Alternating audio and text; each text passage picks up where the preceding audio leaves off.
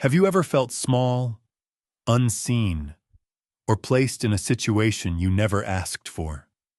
Have you ever wondered why God allowed you to be where you are today? The Book of Esther reminds us of a powerful truth. God places ordinary people in extraordinary positions for divine purposes. This is not just a story of a queen. This is a story of courage, faith, timing, and destiny. Let us step into the palace of Persia and discover the hidden hand of God. Scene 1.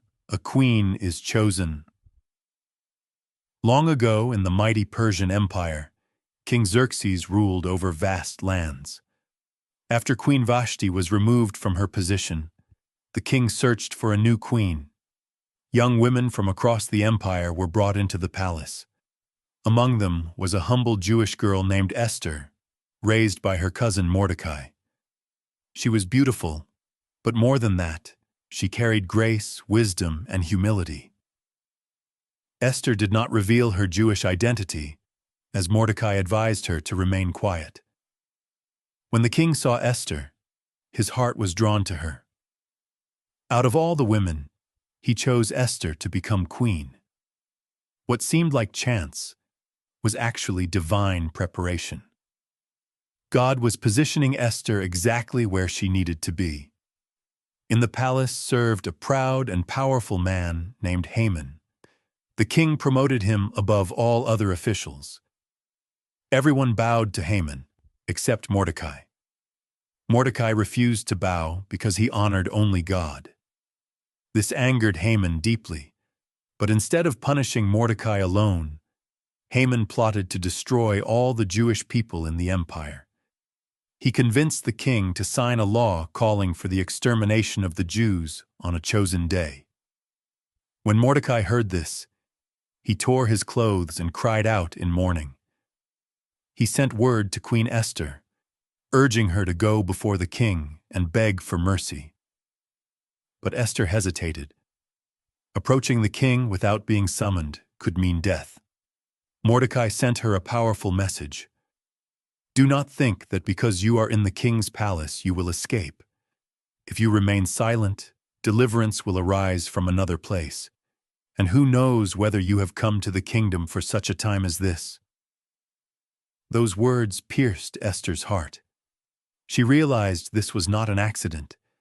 This was her divine calling moment. Esther asked all the Jews to fast and pray for 3 days.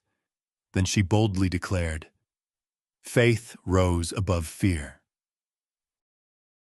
Courage before the king. After fasting and prayer, Esther dressed in royal robes and approached the king. The room fell silent.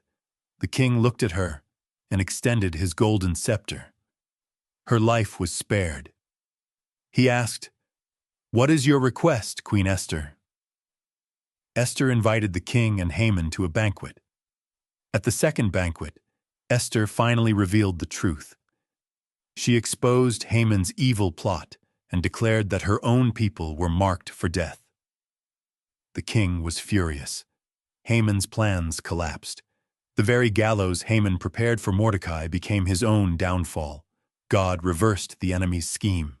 Victory and purpose, 7:30-9. Mordecai was honored and promoted. The Jewish people were saved. Joy replaced mourning. What the enemy meant for destruction, God turned into deliverance. God's name may not be mentioned directly in the Book of Esther, but his fingerprints are everywhere. He works behind the scenes. He moves through timing, courage, obedience, and faith. Just like Esther, you may feel ordinary. You may feel afraid. You may feel unqualified. But God has placed you exactly where you are for a reason. Your workplace, your family, your struggles, none of them are accidents. You were created for such a time as this. When fear rises, choose faith. When doubt speaks, trust God's timing.